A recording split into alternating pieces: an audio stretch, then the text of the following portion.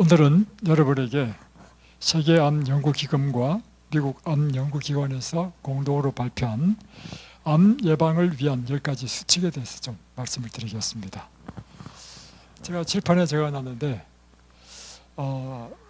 요즘 현대인의 가장 큰 질병은 암이죠. 그래서 세 사람 중에 한 사람은 암이 다 걸린다고 그렇게 할 정도니까 이 암을 우리가 예방하는 것이 참 중요한 것 같습니다. 이 암을 예방하기 위한 10가지 수칙 중에 이 세계암연구기금 또 미국 암연구기관이 발표한 것을 보면 첫 번째는 정상 체중을 유지하는 것이 굉장히 중요하다는 것입니다. 그러니까 비만은 그 자체가 암 체질입니다. 그래서 여러분의 키가 있으면 여러분의 키에서 빼기 110 한 것이 여러분의 정상 체중입니다.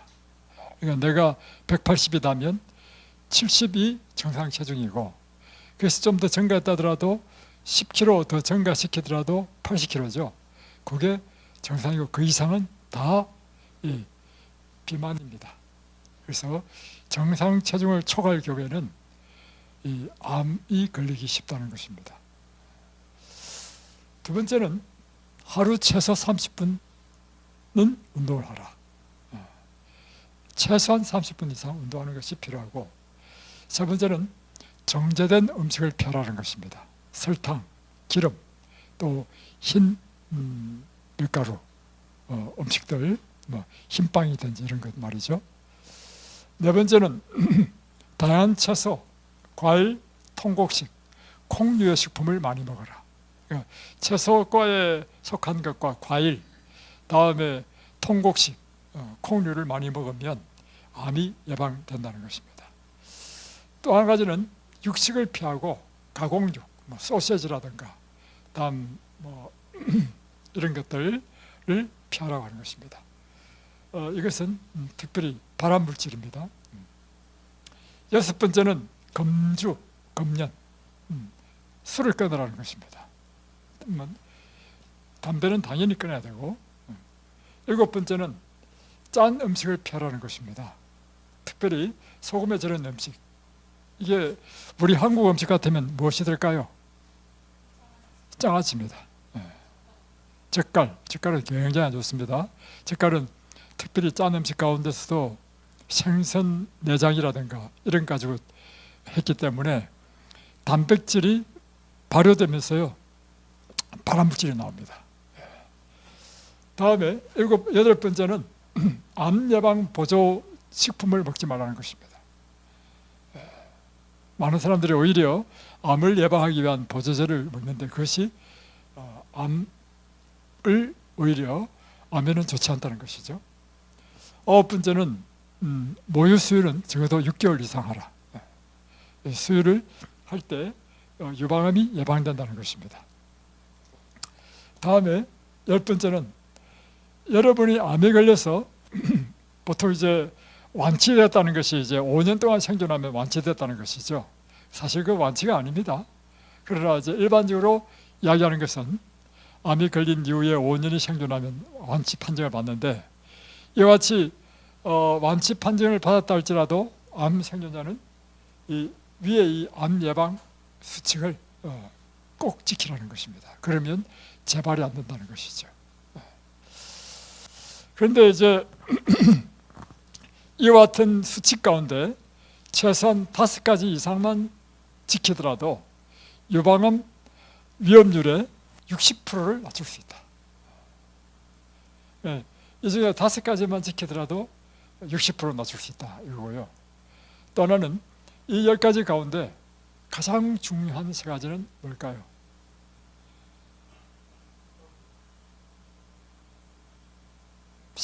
이 중에서 가장 중요한 3가지를 뽑으라면 무엇일까요? 예? 자, 제가 체크하겠습니다. 정상 체중이 아주 중요합니다. 체중 관리는 굉장히 중요해요. 차라리 이 마른 것은 그래도 암에는 불리하지 않습니다. 다음에 또 하나는 다양한 채소, 과일, 통곡식, 콩, 채소, 채식을 하라는 것입니다. 굉장히 중요하다는 것이고요. 세 번째는 금주, 금연입니다. 이 세 가지가 이 10가지 가운데 가장 중요한 세 가지라고 할 수 있다는 것입니다. 또 다른 연구에 의하면 이 음식 수칙을 잘 따르면 유방암뿐만 아니라 난소암, 대장항문암, 폐암, 신장암, 위암, 구강암, 간암, 식도암 이런 것도 다 적었다는 것입니다. 방광암 발생과 이 음식 섭취에 관련되는 연구를 했는데 46만 9천 명을 대상으로 11년간 추적 검사를 했습니다.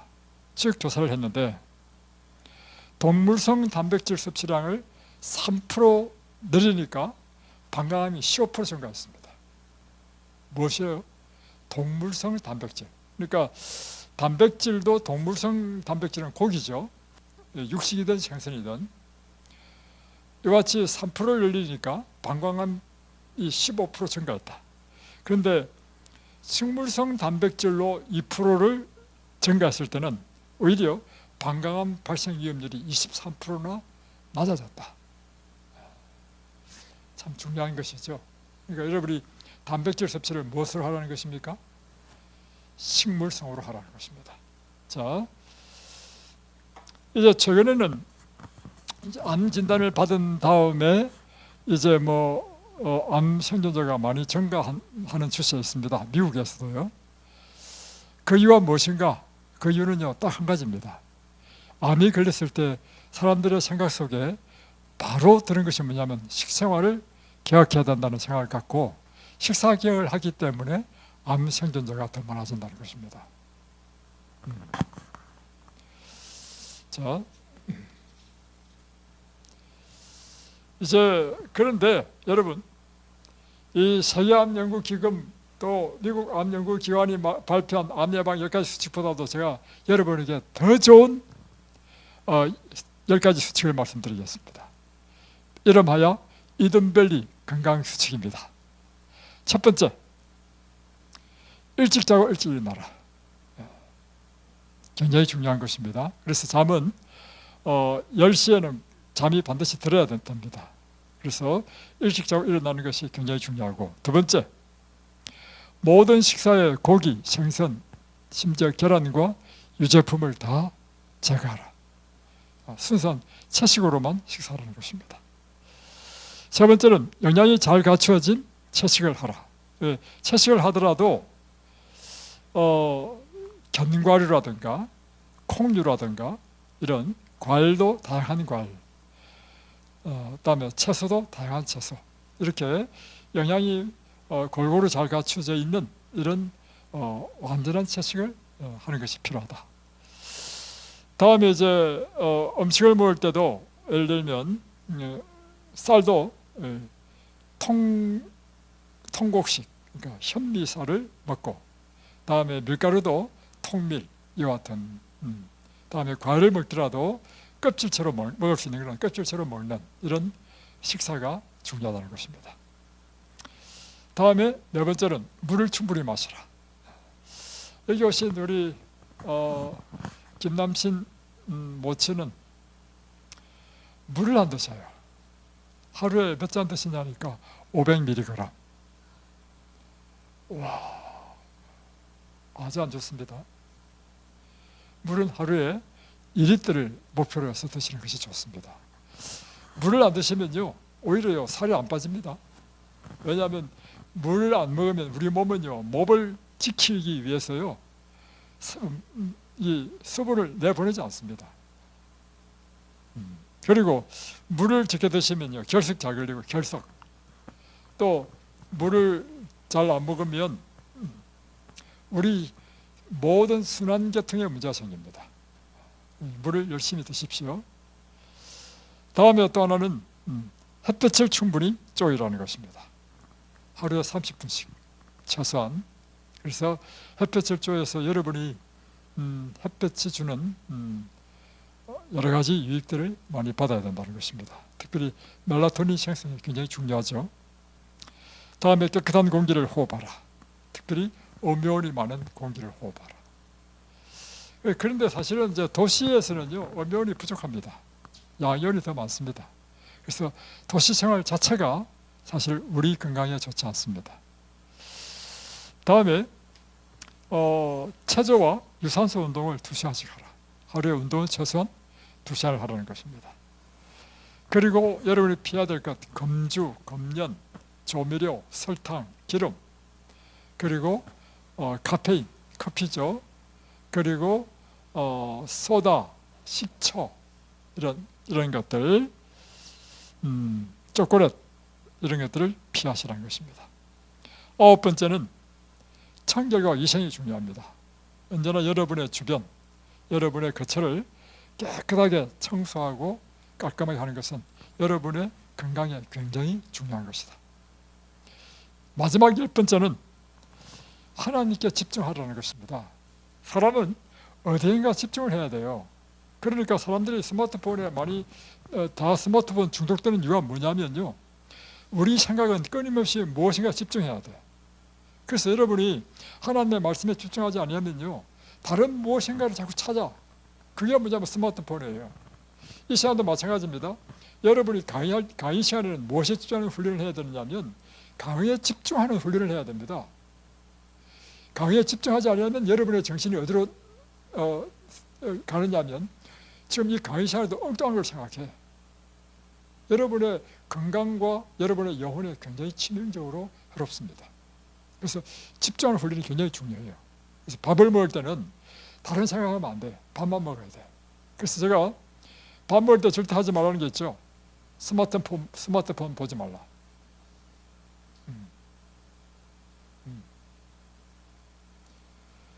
그리고 사람들이 대부분 이제 밥 먹는 시간이 이제 뭔가를 이제 스마트폰으로 뭐 정보를 봐요. 절대 피하십시오.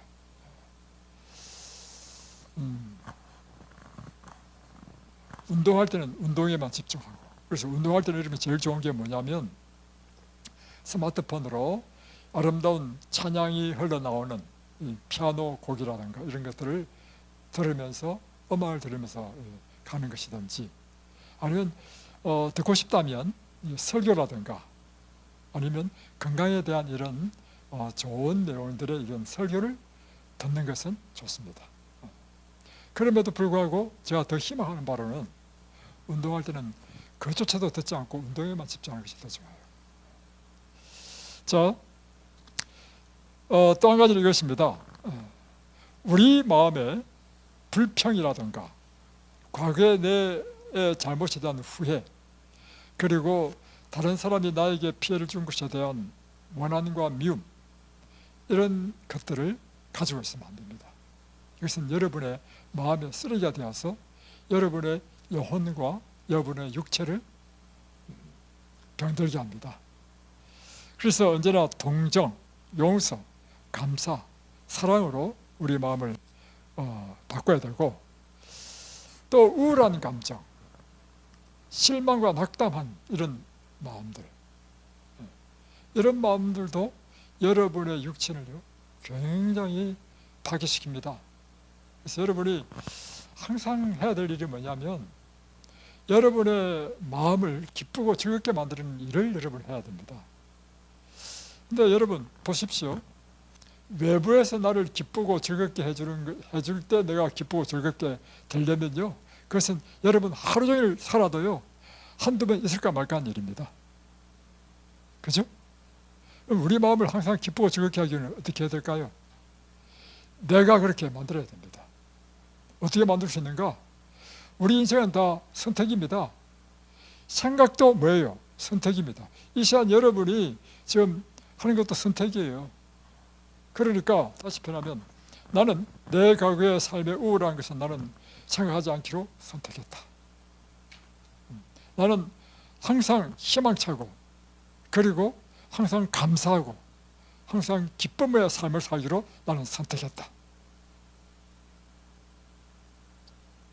이것이 여러분의 운명을 바꾸는 것입니다. 제가 살아보니까요, 사람 마음속에 있는 것이 끊임없이 우울이 들어와요. 특별히 젊을 때는요 그런 게 별로 없어요. 왜냐하면 젊은 사람과 나이 든 사람의 차이점은 뭐냐면 어제 우리 손녀딸이 왔어요. 아유 참나 손녀딸은요 우울이란 게 없더구만. 뭐 깔깔깔거려가지고 하도 재밌게 웃어가지고 뭔가에 보니까 개미가 이제 땅바닥에 기어다녀. 개미 보고 그렇게 막 깔깔거리고 막 웃는 거야. 그래가지고 막 개미 잡는다고 두 손녀가 막 쫓아다니면서 막 하루 종일 신나게 놀아. 이야 참나 그거 보고 저 감동 많이 받았습니다. 근데 어른은요 개미 있으면 왜 개미가 있어 죽기잖아요. 개미 보고 웃어요 어른들이? 안 웃죠. 그러니까 제일 어리고 젊었을 때는요 모든 것이 이렇게 기쁘고 즐거운데요 나이 들면 들수록 일어나는 일이 뭐냐면 마음의 우울입니다. 그래서 특별히 나이 든 사람은요 의도적으로요 자신의 마음을 관리해야 됩니다. 항상 기쁘고 즐겁고 감사하게.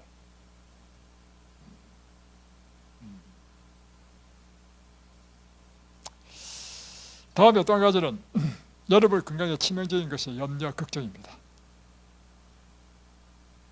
염려, 걱정, 근심. 이거요 여러분 벗어버려야 됩니다. 오늘도 베드로전서 5장 7절에 있는 말씀이죠. 모든 염려를 주께 맡기라.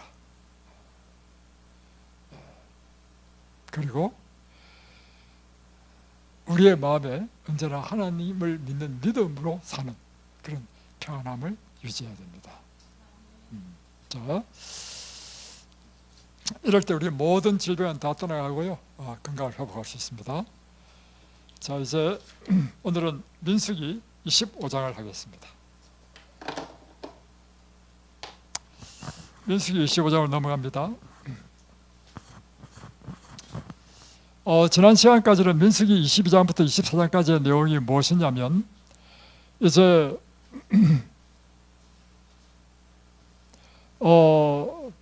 미디안의 발락 왕이 모압 왕이죠. 발락 왕이 발람이라고 하는 타락한 선지자를 불러가지고 이스라엘을 저주하게 했습니다. 그런데 발람이 저주는커녕 오히려 이스라엘 백성을 축복했죠. 그래서 발락 왕이 화가 나서 발람을 쫓아냈죠. 그 이후에 있었던 일입니다. 잘 보세요. 1절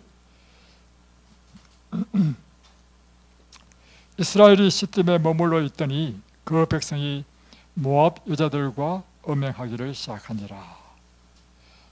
이스라엘 백성이 이제 그 앞에 두 나라를 정복했죠. 두 나라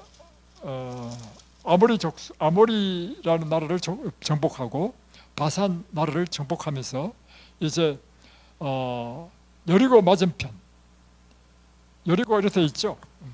자,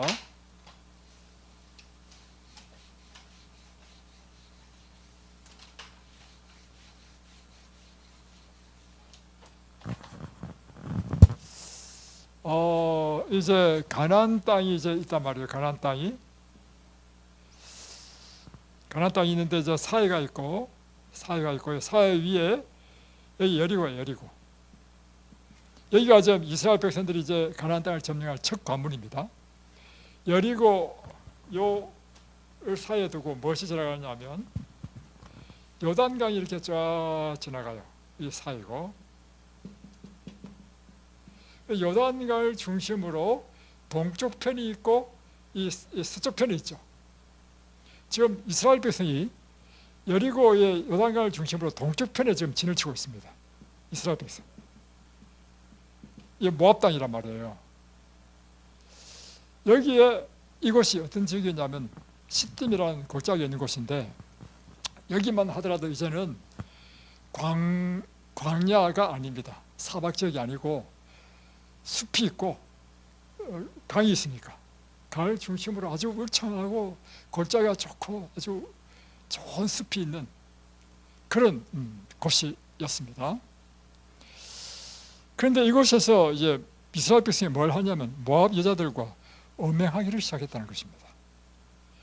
2절 그 여자들이 자기 신들에게 제사할 때 이스라엘 백성을 청하며 백성이 먹고 그들의 신들에게 절함으로 뭐 했다는 거예요?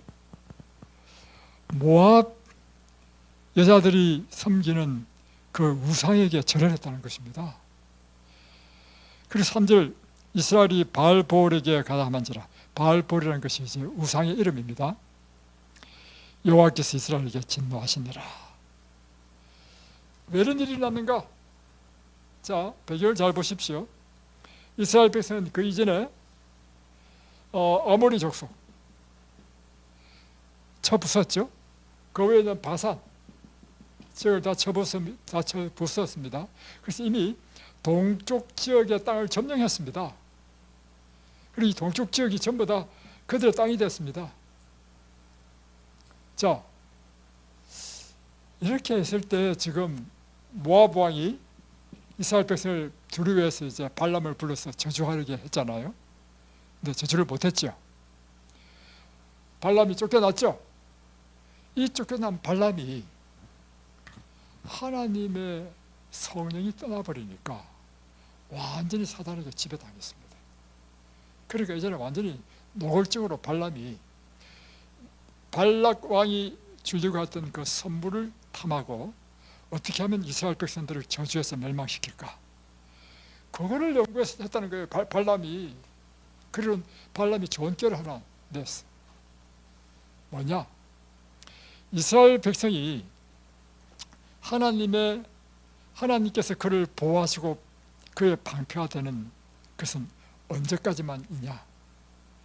이스라엘 백성이 하나님의 율법을 순종하고 하나님의 뜻에 순종하는 난 어떤 전쟁으로도 이스라엘 백성을 멸망시킬 수 없다.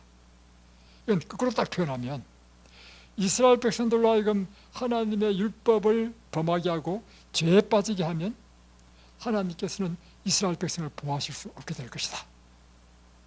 이런 꾀를 딱 낸 것입니다. 그러면 어떤 죄로 유혹할 것이냐? 좋은 방법이 있다. 그래서 발람이 이제 다시 옵니다. 와가지고 모압 왕에 가지고 왕이시여, 내가 좋은 꾀를 냈습니다 하면서 하는 이야기가 뭐냐면, 이스라엘은 어떤 사슬로도 해할 수 없습니다. 그들의 방패는 여호와 하나님이시기 때문에 우리는 전쟁으로도 이길 수 없습니다. 그런 한 가지 방법이 있습니다. 그들이 하나님 앞에 죄를 지으면 하나님께서는 그를 보호하실 수 없습니다. 그러니 이스라엘 백성이 죄를 짓도록 제가 계책을 준비했습니다. 뭐냐? 모압 여인 가운데 미인들만 다 뽑아. 미인계를 쓴 거야. 미인들을 다 뽑아가지고요, 이스라엘 백성들이 지금 모압 평지에 지금 진치고 있죠. 여기 다 모압 땅이죠. 그러니까 자연이 지금 같이 이제 어울려 있는 상황입니다. 이 진중에 여인들을 집어넣는 거예요. 모압 여인들이 들어가가지고 남자를 홀리고 살살 끄집어내고 어디로 데리고 가느냐? 여기 숲이 우거진 곳에 뭘 하고 있냐면, 이 숲이 우거진 곳에서 우상숭배를 하는 곳이거든요. 우상숭배, 이방 나라의 우상숭배의 특징은 뭐냐면 술이 있고 음악이 있고 춤이 있는, 그리고 이 인간의 욕망을 충족시키는 성적인 부도덕한 일이 있는 곳이 바로 우상숭배의 특징이었습니다. 그런데 성경 보면서 제가 이해가 된 게 있는데, 왜 하나님의 백성이 자꾸 우상숭배에 빠질까? 그 이유는요, 사람의 욕망에 강력한 욕망을 충족시키는 것이 있기 때문에 빠지는 거예요. 인간의 욕망이 가장 강력한 것이 뭐냐? 성적인 욕망입니다. 그래서 유혹해가지고 하는데 이 이스라엘 남자들이 다 유혹당했어. 거기다가 발람이 뭘 만들었냐면 큰 축제를 준비했어요. 여러분, 대학교 다닐 때 여러분 대학 축제에 다 참여해 보셨죠? 우상숭배가 바로 그런 것입니다. 대학 축제 사람 그래도 다 언제 합니까? 밤중에 하죠. 밤중에 반드시 뭐가 있습니까? 유명한 가수들 다 돈 주고 몇 천만 원씩 주가지고 그 학생 회장이 대학교도 참 대학교 총학생 회장이 하는 일이 뭐냐면요, 수천만 원씩 그 돈을 쓰면서 그런 사람을 불러오고요, 다음에 저 술집 술 공급하는 사람하고 또 이제 그 계약해가지고 술을 또 공급해오고, 대학 축제에서 하는 일이 그게요, 저 불꽃놀이하고, 그게 어디냐면요, 이방 나라의 우상 숭배 때 하는 것입니다. 그래서 전부 다 그 해야 돼가지고, 저도 옛날에 몰라가지고 참였습니다. 아이고, 했는데, 음악은요, 강력한 힘이 있습니다. 예, 강력한 힘으로 사람을 매혹시키죠. 거기다 춤추죠. 술이 있죠. 거기다 인간의 오만을 충족시키는 그런 엄란한 행위가 있는 거예요. 이스라엘 백성들이 그게 다 빠져버린 거예요. 그 이야기입니다. 그랬더니 4절 보십시오. 여호와께서 모세에게 이르시되 백성의 수령들을 잡아서 태양을 향하여 여호와 앞에 몰매들어 달아라. 심지어 누구도요, 각 지파의 두목들도 굿에 빠졌다는 것입니다. 그래서 그들을 다 몰매달라는 것입니다. 그렇게 하면 여호와의 진노가 이스라엘에서 떠나리라. 그러니까 5절에 모세가 이스라엘 재판관들에게 이르되 너희는 각각 바알보올에게 가담한 사람들을 죽이라 하니라. 6절 이스라엘 자손의 온 회중이 회막문에서 울 때에 이스라엘 자손 한 사람이 모세와 온 회중의 눈앞에 미디안의 한 여인을 데리고 그의 형제에게로 온지라. 지금 이제 막 이렇게 사람을 이제 가담한 사람 죽이고 이런 상황에서 백성들이 자기들의 죄로 인하여 슬퍼하고 울고 있는데, 그 중에 대담하게 술이 꽉 취한 누구예요? 여기 보면 7절 이스라엘 아론의 손자 어디냐면 이 사람이 나오는데 14절 죽임을 당한 이스라엘 남자 곧 미디안 여인과 함께 죽임을 당한 자의 이름은 시므리니 살루의 아들이요 시몬인의 조상의 가문 중 한 지도자이며, 시몬 지파의 한 지도자인 시므리가 15절 죽임을 당한 미디안의 여인의 이름은 고스비니 수르의 딸이라. 수르는 미디안 백성의 한 조상의 가문의 수령이었더라. 그러니까 미디안의 공주였던 고스비를 대담하게 이스라엘 백성들이 다 보는 앞에서 술이 취해가지고 데리고 와가지고 자기 장막에서 지금 동침을 하는 것입니다. 그러니 지금 이스라엘 백성들이 전부 다 하나님의 이 심판에 의해서 눈물을 흘리고 있는데, 그 모습을 보니까 7절 제사장 아론의 손자 엘라살의 아들 비나스가 보고 회중 가운데 일어나서 손에 창을 들고 그 이스라엘의 남자를 따라 그의 막사에 들어가 이스라엘 남자와 그 여인의 배를 껴들어 두 사람을 죽이니 연병이 이스라엘 자손에게서 거쳤더라. 이 죄로 인하여 이스라엘 백성의 연병이 날았다는 연병. 그래가지고 9절 그 연병으로 죽은 자가 24,000명이었더라. 24,000명이 죽었어.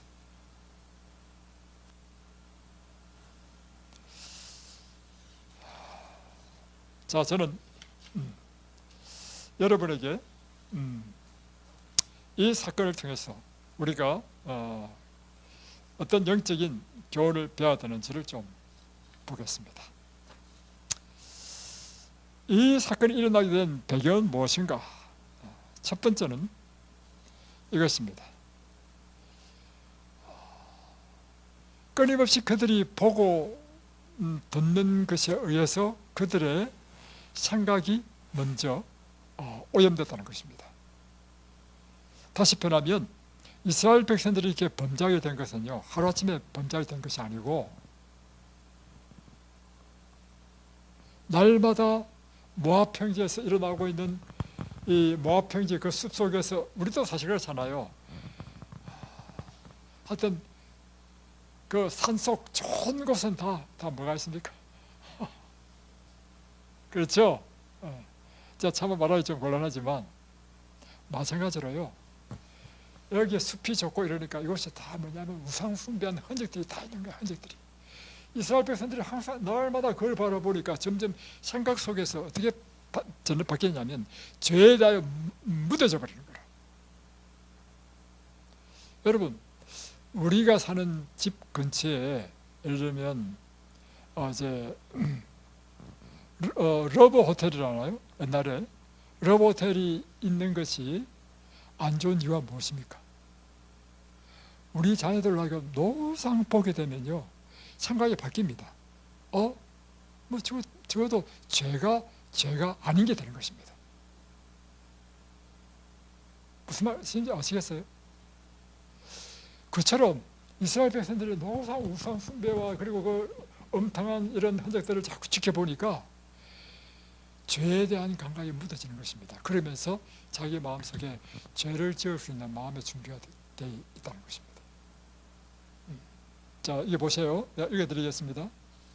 자연의 혜택이 이 매혹적인 환경 가운데서 이스라엘 백성들은 무장한 대군이나 광야의 맹수보다 더 치명적인 악을 만나게 되었다. 자연의 혜택이 매우 풍부한 이 나라는 그곳에 사는 군민들로 말미암아 더럽혀졌다. 주신 바알의 예배에서 가장 비열하고 간악한 장면이 날마다 공공연하게 일어났다. 사방에는 백성들의 비열하고 부패함을 암시하는 우상 숭배와 방탕한 흔적들이 여기저기 흩어져 있었다. 그러면서 그들의 마음은 끊임없이 암시되는 비열한 생각에 익숙해지고 또 자신들이 거의 의식하지 못하는 사이에 하나님께로부터 떠나 쉽사리 유혹의 희생물이 될 상태로 들어가게 되었다. 그래서 여러분의 삶의 환경이 참 중요합니다. 여러분의 삶의 환경이 그러므로 참으로 중요하다는 것입니다. 오늘날 두 번째, 이스라엘 백성들이 이렇게 범죄하게 된 것은 발람의 악마적인 지혜 때문이었습니다. 아까 제가 말씀드린 것처럼 이스라엘이 하나님께 충성하는 한 그런 하나님이 이스라엘의 방패가 되실 것이기 때문에 결코 멸할 수 없다. 그러므로 그들이 만일 바알과 아스타롯의 엄탕한 예배에 참여시킬 수만 있다면 그들의 전능하신 보호자는 그들의 원수가 되실 것이며 그들은 곧 주위에 있는 맹렬한 호적 민족의 밥이 될 것이다. 이것이 바로 발람이 제안한 제안입니다. 자, 이제 이스라엘이 어떻게 배도하게 됐는가? 최초에는 이스라엘 백성들이 주변의 국가와 교제하지 않았습니다.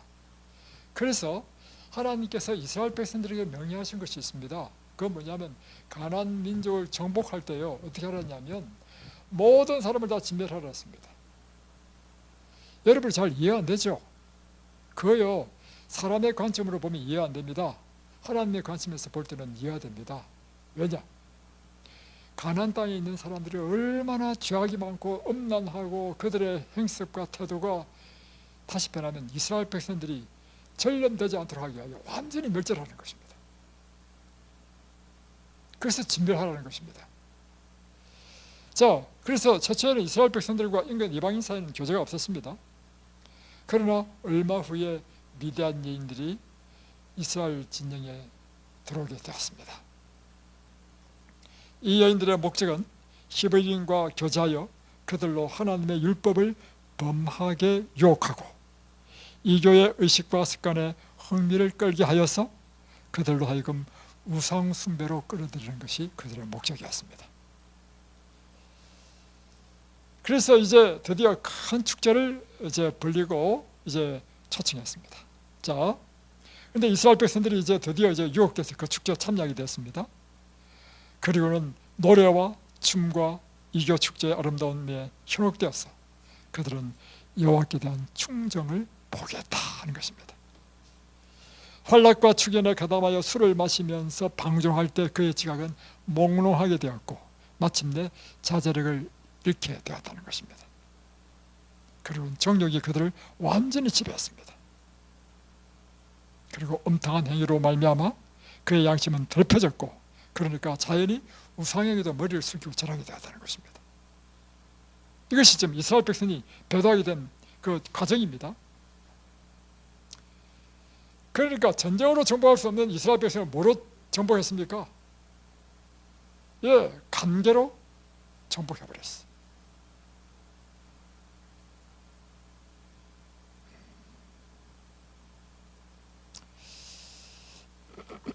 그래서 하나님으로부터 무서운 연병이 내려가지고 24,000명이나 죽임을 당했습니다.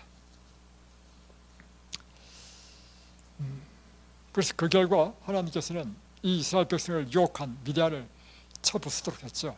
그것이 바로 민수기 31장에 나오는데 미디안을 공격하도록 했습니다. 그래서 미디안의 다섯 왕을 다 죽이고 다음에 이 발람도 그때 칼로 죽였다 하는 것이 민수기 31장 7절 8절에 나옵니다. 자, 이 사건을 통해서 오늘 우리가 경계해야 될 것은 무엇인가 하는 것입니다. 하나님의 백성이 당신의 이 율법을 충실히 순종할 때는 이 세상에 어떤 것도 하나님의 백성을 이길 수 있는 것이 없다는 것입니다. 그러나 하나님의 백성이 그들의 방패가 되는 하나님의 율법을 범하게 되면 하나님께서 더 이상 그들을 보호할 수 없게 된다는 것입니다.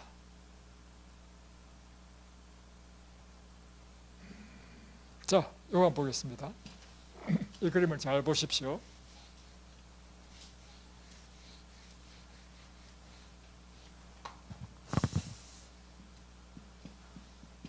자, 나가 있습니다.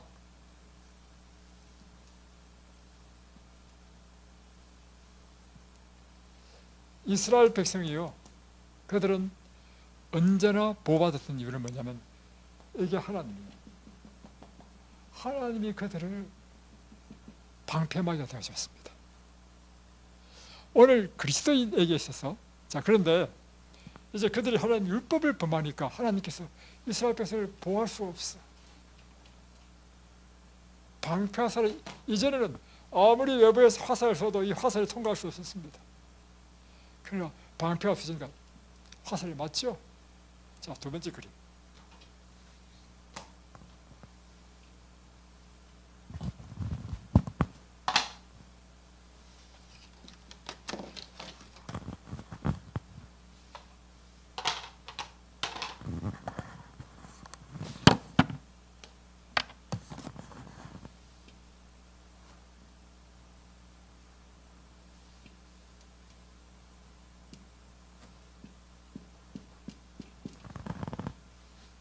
자, 잘 보세요. 내가 어디 안에 있냐면 그리스도 안에 있어. 내가 그리스도 안에 있으면요, 외부의 어떤 공격도요, 누구를 통과하지 않고는 들어갈 수 없어요. 예수님을 통과하지 않고서는 나에게 도달할 수 없어. 여러분이 그리스도 안에 있는 한 여러분은 여러분의 생명이 안전하게 보호됩니다.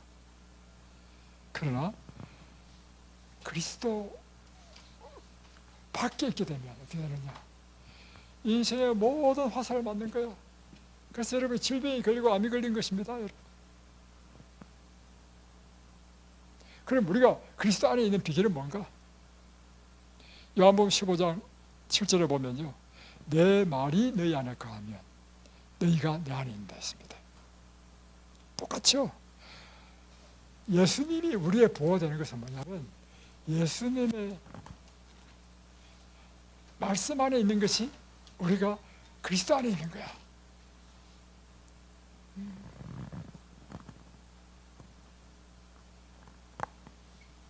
자, 사단이 그러므로 우리를 멸망시키는 전법이 있습니다. 이것만 보면 딱 답이 나오죠. 뭐냐? 우리로 하여금 유혹시켜서 죄를 짓게 하게 만들면 우리는 하나님의 보호에서 떠나게 되는 거라. 그래서 사단의 전법,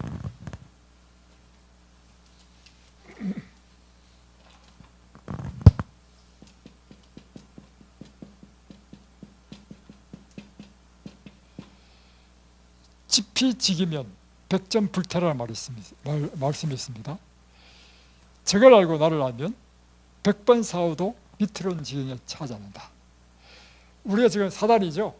사단이 우리를 멸망시키기 위하여 어떤 전법을 사용하고 있는지를 알게 되면 우리는 승리할 수 있겠죠. 사단이 무슨 전법을 쓰느냐? 사람을 유혹합니다. 그래서 극적으로 죄를 짓게 합니다. 죄를 짓게 되면 인간은요, 하나님의 보호의 방패가 사라지게 됩니다. 그래서 사람은 불행에 빠지게 돼요.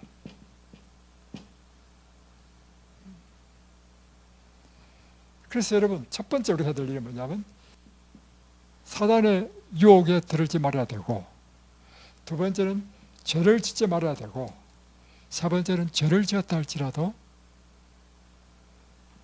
예수 그리스도의 피로 죄사함을 받아야 되는 것입니다. 그러면 우리에게 모든 불행이 없어진다는 것입니다.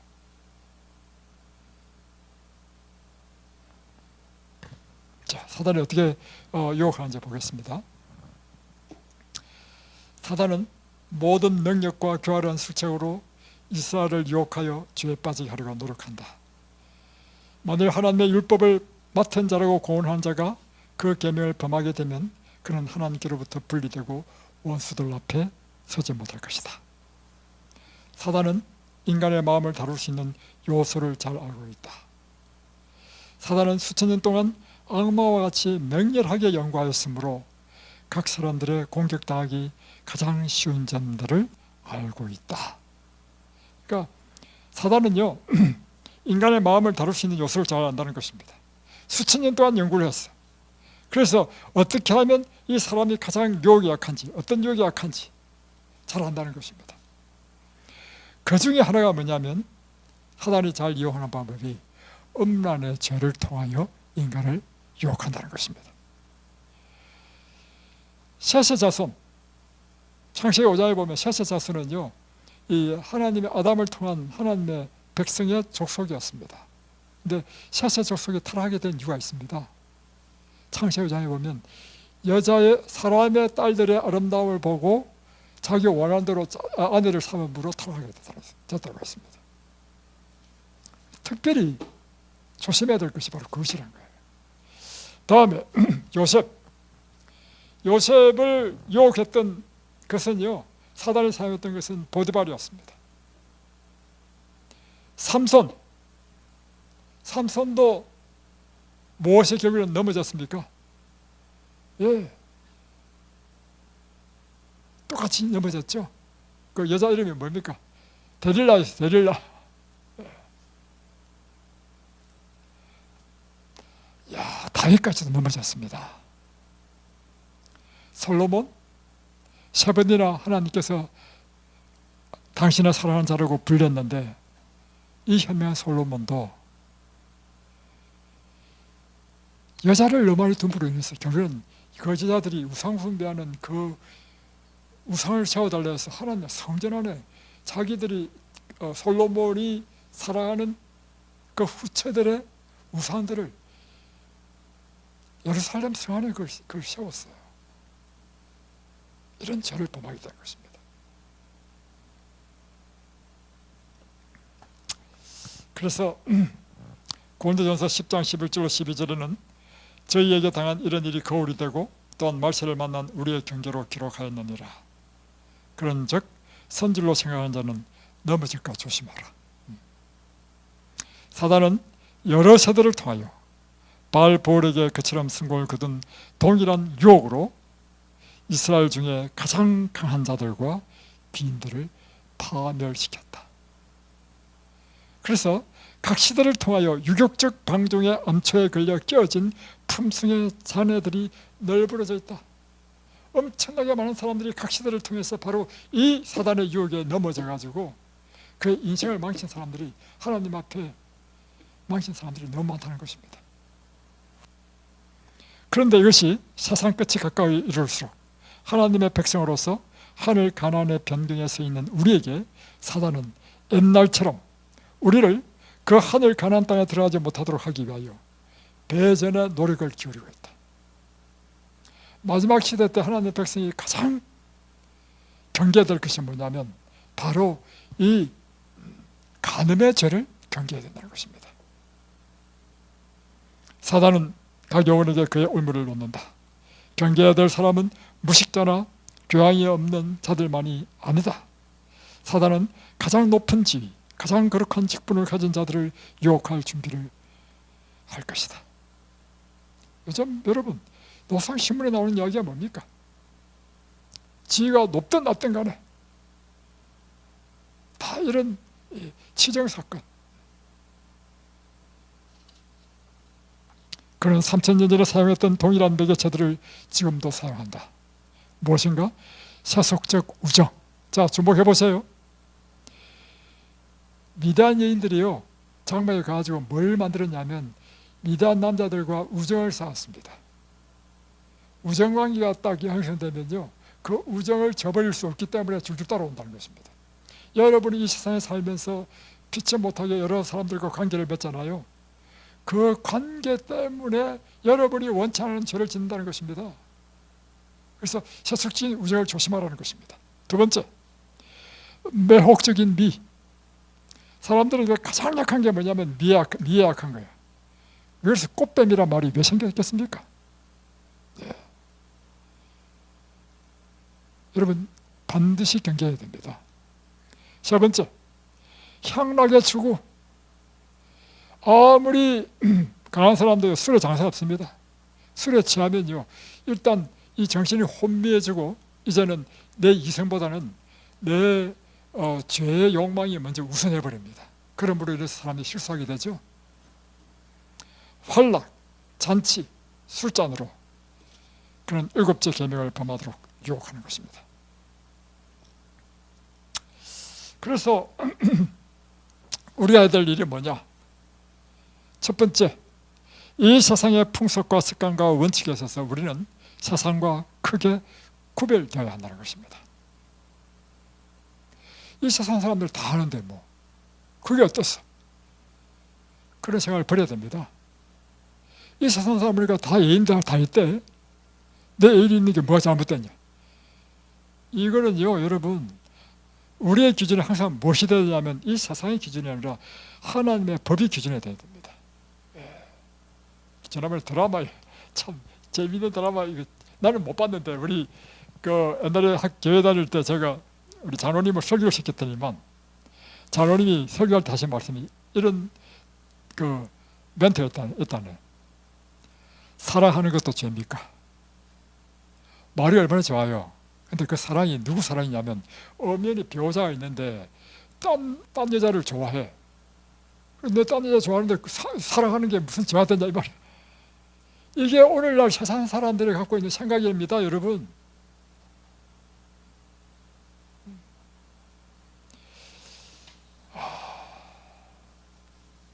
자, 그래서 여러분 세상과 구별되어야 됩니다. 그리스도를 따르는 자들은 죄인들과 분리되어야 하며 그들을 위하여 선을 행할 기회가 올 때만 그들과 교제하도록 선택할 것입니다. 자, 우리가 세상 사람들에게 복음을 전하기 위해서는 필연적으로 세상 사람들과 접촉해야 되잖아요. 그러나 그것은요, 우리가 복음을 전하기 위한 목적으로 접촉하는 것이죠. 그들의 죄에 내가 동화되어 버린다. 그것은 잘못된 것이라고 하는 것입니다. 그래서 이 원리가 있는데, 원리 이것입니다. 전도의 원리를 제가 설명드리면, 전도의 원리는요, 내가 세상 사람을 구원할 때 내가 끌려다니는 것은 전도가 아닙니다. 그 사람을 이끌 수 있는 힘이 있을 때 그게 전도가 되는 것입니다. 이 전도 원리를 여러분 아셔야 되는데, 그래서 전도 원리는요, 이것입니다. 나에게 빛이 있어야 돼. 빛은 어둠을 밝히고요, 어둠에 있는, 여러분 밤중에 보시죠. 빛이 딱 밝히면 벌레들이 다 달라오죠. 그게 바로 전도입니다, 여러분. 전도는 내가 뭐 끌려다니는 게 아니에요. 그 죄에 동화되고 그게 아닙니다. 그들이 빛이 좋아서 빛을 찾아서 오는 것이 전도야. 다음, 사람은 단번에 순결과 거룩함에서 부패와 타락과 번제로 전락되는 것은 아니라는 것입니다. 그러니까 다시 표현하면 사람이 유혹받고 죄를 짓는 것은 갑자기 되는 것이 아니고요, 점점 이렇게 죄에 빠지게 되는데, 점점점이 뭐냐? 계속 바라보고 환경의 영향을 점점 받으면서 자기도 모르게 물들어서 이제는 그것이 당연하게 여겨져서 죄를 짓게 된다는 것입니다. 그 물들게 하는 것이 뭐냐? 소설. 그 소설도 나쁜 소설입니다. 다음에 영화, 비료한 간행물, 정욕을 자극하는 만화, 또 비디오, 그리고 유튜브의 그 나쁜 유튜브들, 매혹적인 과시와 넋을 잊게 하는 음악을 동반하는 오페라, 이런 것들, 또 카드놀이, 이런 것들. 그래서 욕을 물리치기 위해서 우리가 해야 될 일은 뭐냐? 첫 번째, 여러분의 영혼의 통로를 잘 지키십시오. 불순한 생각을 일으키는 것들을 읽거나 보거나 듣는 일을 피해야 됩니다. 그리고 무릇 지킬 만한 것보다도 더욱더 내 마음을 지키십시오. 생명의 근원이 이에서 난다 했습니다. 그리고 잠언 23장 7절에는 사람의 마음이 생각이 어떠하면 그 위인도 그러하니, 그러니까 사람의 위인됨은요, 그가 늘 무엇을 생각하느냐, 여기에 결정된다는 것입니다. 그래서 여러분이 왜 제가 아까도 이렇게 했잖아요. 하나님께 집중하라 했냐면요, 여러분이 하나님께 집중하지 않으면 여러분의 생각이 엉뚱한 데 집중한단 말이에요. 여러분이 하나님께 집중하지 않으면요, 그냥 유튜브에 그 시시하고 껄렁하고 그뿐만 아니라 비루하고 또한 정욕적인 이런 것만 본단 말이에요. 여러분의 정신을 하나님께 집중해야 된다는 것입니다. 네 번째, 열렬한 기도와 끊임없는 경계를 하라는 것입니다. 우리는 마음을 향상시키고 마음속에 순결하고 거룩한 사물을 항상 생각나게 하는 거룩한 성령의 끊임없는 감화를 받아야 하는 것입니다. 그래서 우리가 해야 될 일이 뭐냐면 하나님의 말씀을 계속해서 부지런하게 끊임없이 연구해야 되는 것입니다.